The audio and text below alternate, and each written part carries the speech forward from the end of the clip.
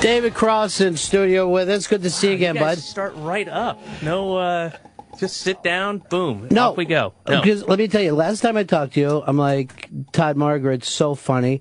Now, it's a disaster, which I caught a couple weeks ago. Okay. Like 3 weeks ago. Did you demand it on video? I did. I went on demand, did not even know, hadn't even heard about this. Oh, really? And I think the first night it popped out, I was like, oh, this is fucking great. So I put it on. I can't believe how funny this is. It's definitely the funniest movie this year. It's good, yeah. I'm really, really happy with it. Well, the weird thing about it is the writing and directing, I'm not familiar with the guy, but this Todd Berger, yeah, great. So funny. Yeah, great job. He has a real ear for dialogue. I mean, that's how people sound, and the jokes in there they're not like shoehorned in, it's not right. like a sitcom or whatever. Well, the weird thing is, like, now we're so used to, like, everybody is going to absurd, you know what I mean? So when you get back to that real dialogue driven comedy, it's almost a shocker, because you're sitting there and you're like, I feel like I'm Noel Coward. You know what I mean? Like, you have this. There's no, there's nothing bombastic. There's no crazy arch character. There's no special effects.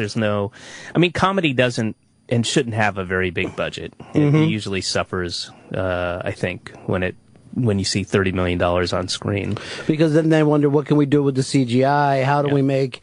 Suddenly, the last 15 minutes is a giant monster that comes out, and we're so fucking... Like, probably post-Ghostbusters, we're so used to that now. Yeah. When I think of... like those big $30 million comedies and like the idea, and I've been on a million of those sets, and the idea that, wow, they took an hour and 20 minutes to light that scene. Right. Like, why? An hour and 20 minutes of your shooting day is to light that scene so that guy could come in and say that joke. Like, what a waste. And this thing could have just as easily been a play. You know what I mean? It's set up where... Yeah, very much so. The reason everything you're describing was a necessity from having such a low budget, and Todd Berger, the writer-director, wrote it so that he could shoot it, and the way he was going to shoot it was to make it very, very cheaply, and it's well under $1 million, the whole budget, and so what he has a limited amount of characters, and it's basically one setting. I mean, you're occasionally outside of the house, but it's basically in this house. Right. And the thing that's kind of really cool about it is everybody in the film pretty quickly. Characters. And yet, as it's moving on, just like with your actual friends, you're going, yeah, that's right. How well do I know you? Yeah, and things are revealed. And yeah. Just we should explain for the listeners in their car, probably, what's going on. The basic premise of the movie are these four couples in various stages of their relationship, or a relationship. Mm-hmm. I'm in Julia Stiles and I are on our third date, and then we're going to this house for brunch where these four couples are coming together, and one couple's been engaged forever, and one couple's about to get divorced and whatever. But while they're in this house having their dumb brunch, unbeknownst to them, but the audience knows that something terrible has happened, and then they find out that it's that dirty bombs have been set off in some unknown downtown area, and that they have to seal the house, and they basically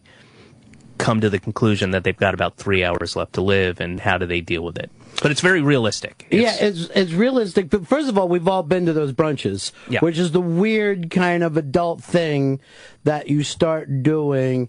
Instead of just drinking all the time, you drink with food. But I was even thinking that's the barometer of growing up and maturing is having eggs with your your morning beer. You just don't get up and start drinking because that's shitty to do. Yeah.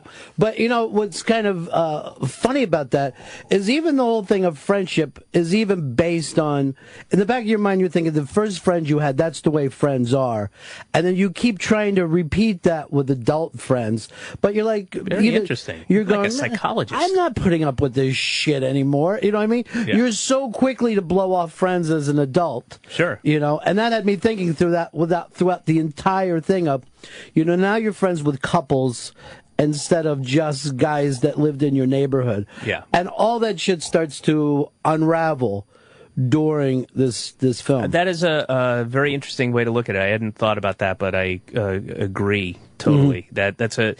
That's certainly an interesting aspect to it I hadn't thought of. But yeah. Well, that was I'm not trying to look cool. I'm directly under the vent, so I'm putting my hood down. We have this is the worst studio for that. And women in particular freeze. It's pretty cold. Right where I am. Right where you are is incredibly cold. Yeah. And when women come in here, they're just like, dude, I'm dying. Yeah. And then men will never complain. You're the first man who's ever complained about. I don't think I cold. complained. I just said. I just explained why. The door opened up and your air went off very, very quickly. I just explained why I put my hood up so you wouldn't think I was some pretentious douche. No, that's all. I thought you were going to drop a hip hop.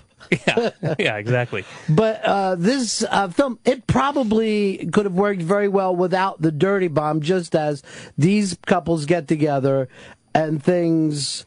Well, no, I wouldn't agree with that, only because you need the severity of the situation to underscore how petty and narcissistic and silly these people are. Right. You know, like you have this idea that once you do understand, like, oh, this is real, this really is happening. Right. The dirty bombs did go off. It's not a prank or something, and that it is a very dire, serious situation, and they're having arguments about the correct spelling of duct tape, whether it's duck or duct. You know? Because your personality doesn't really change all that much, even though all these things are happening.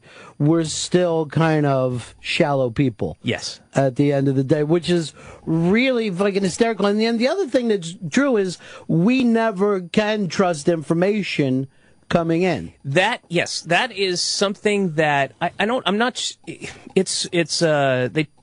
it's briefly talked about in the movie as it would understandably be, because their power's off, their internet's off, and like how real and viable is that information. But I've been asked a number of times in doing press for the movie, okay, so how would you react? It's the end of the world, you've got, whatever it is, 3 hours to live, what would you do? And my honest answer, apart from the obvious I don't know, is I think it would take a lot to convince me that it was real. I would still, even if it was everyone was running around and Times Square, they're blaring stuff, and and the news crawls, I would still think, well, it could be an elaborate prank. Yeah, maybe. Yeah. In this day and age. Because you get bad information. I remember we were even like on the air around on 9/11, and listeners just gave us awful information all day long. Right. Just shit, bridges were gone that they were like, should we even say this? Should we allow, because no one can be trusted. No one can be trusted these days. Yeah. Because they want to be the first. Everybody wants to be the first with something. And also how your mind would work if you would have an inclination, a natural kind of, if somebody said you have 3 hours, you would just fight it. You would fight that logic. As logical and real as the situation is, you'd go, what? No, come on. Not me. I've been drinking smoothies. Yeah. I must have more than 3 hours left. It's like when somebody, like what you would read when you were a kid, like acid does something to your spine. You're like, no, I don't think so. My spine feels great. There's always guys who are like, I think it was E that did something to your spine. Acid was not your spine. Well, didn't the acid stay in your DNA or something? It was supposed to give you flipper babies. There's that bullshit flashback stuff. Like, yeah, man, this one dude was in Miss Willington's class in 7th period, man. Dude just totally had an acid flashback. Hadn't taken acid for like a year. It just started flipping out. He had a flashback. He was seeing trails, man. Dragons came out. Well, I think now we've figured out that flashbacks were really just panic attacks, but when you're having one and enough people have told you about a flashback, This exactly. is a flashback. Yep. I'm fucking having a bad trip. Yes. Without doing any acid whatsoever. Yeah. You know what else is great about this comedy is, like, you don't have to be a comedian to be in this kind of comedy. Julia Stiles, not known for comedy, just played it straight, and the lines were just hysterical. The cast is amazing. The four of those guys are part of a not a sketch group, but a comedy group that made short films and then a feature length film. And they're called the Vacationeers. I think they met at UT in Austin, I believe, but had kind of that background of that bent and the four guys in the film, not myself, and yeah, none of the other actors are known for their comedy. Julia and Rachel Boston and America Ferrera, and Aaron Hayes is actually really funny and known for comedy, I suppose, but yeah, it's not a comedy-centric cast. And I was the only stand-up as far as I know. Maybe Jeff might do some stand-up. I'm not sure. But that's what happens when you have the right beats to this thing. Yeah, you know what I mean? And the writer-director, who's very familiar with a lot of those guys, and as mentioned, has a great ear for dialogue, and the direction of it wasn't forced or heavy-handed. It's really natural, kind of that roving camera that sort of catches stuff, and I know it was difficult for them to cut it sound-wise, but the way that everyone's talking and talks over each other, not all the time, of course, but in the way that people do when they're having. Most people are sitting at a table eating, and nobody just sits and waits for people. They talk over each other, and you have to sort of focus on what, because, these guys over in the corner are having a conversation that's also has some important information for later, but you sort of have to half catch that, and you're listening to this other thing, and so yeah, I mean, that is part of how it works too. Your character, the odd man out, which is always the weird thing to do. You know what I mean? Like when you're with in-laws and cousins. Absolutely. And, in real life, we've all been there. My character is meeting all these people for the first time, and through his date, played by Julia Stiles, and they're only on their third date, so he barely knows her. But yeah, it's that awkward trying to fit in. Like a job interview that goes on for 5 hours. Yeah, in somebody's house while the dirty bombs have gone off. But the dirty bombs are going off, and you're just commenting on glass. Oh, these are nice. Yeah. All this shit that you would never say in real life. Yeah, and you try to ignore some of the more obvious weird, and the tension between, you pick up on, or, my character picks up on, like, oh, wow, there's, obviously something is going on with these two. I probably shouldn't mention. Yeah. But you love that kind of awkward thing, right? Well, one of the reasons I did the movie was because I rarely get a chance to play this kind of character who's way more grounded and pragmatic than the other people, and less. I mean, as the movie goes on, you reveal more about my character and his backstory, which we won't give away, but history teacher. Yeah. Yeah, put that in quotes. But not to give anything away, but he's clearly the most kind of mature and grounded person, which is, I mean, my character is not broad in any way, which was that coupled with how strong the script was, because I did not want to do. Not that I didn't want to do this movie, I just didn't want to work. I just, literally 48 hours ago, prior to getting that script, had come back from 8 months in London. I just wanted to be home in New York. I wanted to go upstate. I just wanted to be here. And I had to go to L.A. for this thing my wife was doing. And America Ferrera, who's good friends with my wife, called me and, I've got the script. It's great. I'm like, don't even send it. I don't want to see it. She's like, no, it shoots here in 10 days. You're perfect for it. It's going to be really fun. America, no, thank you. And just read it. And she sent it. I read it in one sitting, called up, and I was like, yeah, I'm in. That quick. Yeah. That quick. It was that quick, yeah. Isn't that the weird thing, too, of all these things that you either go for, try for, think about? Some things just come to you. And, yeah. Yeah. No, I mean, yeah, I probably... I mean, I probably don't get half the things that I want to, that I reach out and try to be a part of.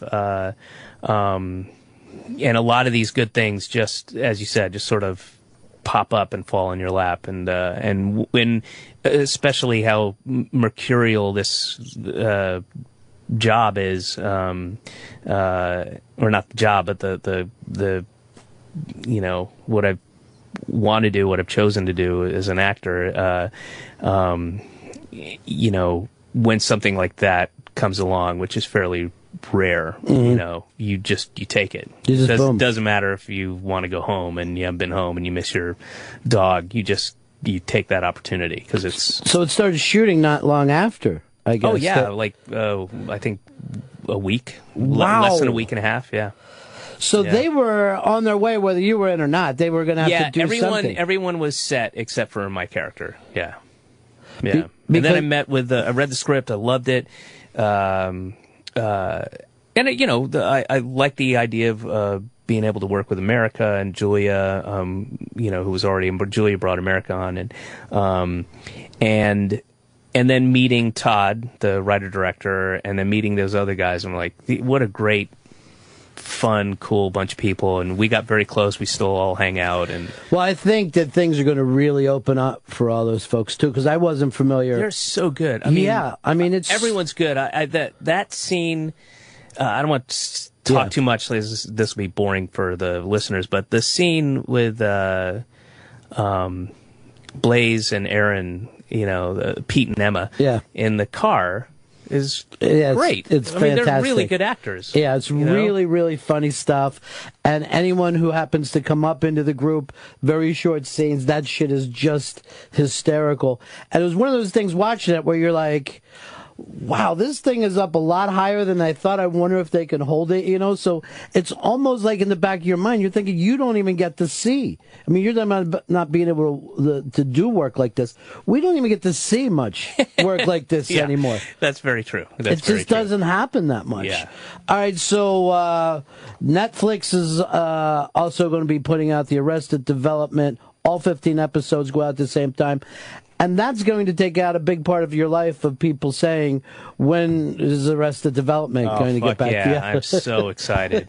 Well, I mean, the next thing will be the movie. You know, are you making a movie? You make a movie? You're going to make the movie? But, I mean, yeah, it's every interview I've done, whenever I've done, I mean, imagine all the stuff I've done since 2006 to promote, or just meeting people on the street or on the subway, or even when I was in London. I mean, it's very big over there, and, you know, I don't think a day went by when somebody wouldn't ask me about it. And for the longest time, I had no information. I was like, I know as much as you do.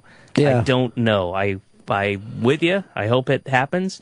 So now, yes, it's happened. And who would ever expect it with a Netflix? I mean, when you guys went off the air, none of that kind of stuff even existed, where, 15 episodes are going out. Yeah, they were, the same day. I mean, when we were canceled and kind of shortly up to when we were canceled, and then a little bit beyond that, there was this idea of like, well, will we be on Showtime? Will we be on HBO? Mm-hmm. Maybe we'll get picked up by another, because that happens every once in a while. Sure. You know? And you know, that this Netflix model didn't really exist yet. So boom, the whole thing goes out the same day, and then maybe a movie after that. Well, the movies you got to see is It's a Disaster on demand right now, or L.A. and New York this Friday, which I might run out just to see it in the theater anyway after already seeing it once. Because if you do, check.